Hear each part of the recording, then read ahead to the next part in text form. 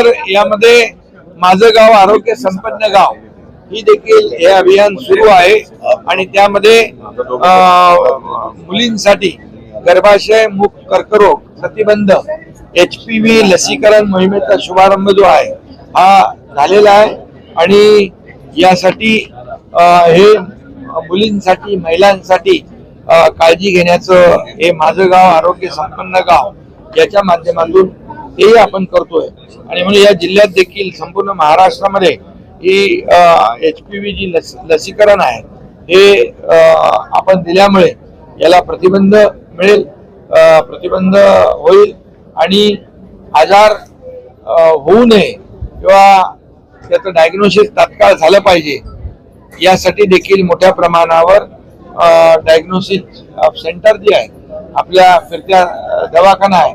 Mammography सारख्या गाड्या आहेत या देखील याच्यामध्ये काम करतात आणि आपल्याला सगळ्यात म्हणजे एक प्रिव्हेंटिव्ह हे सगळ्यात महत्वाचं आहे. सर्व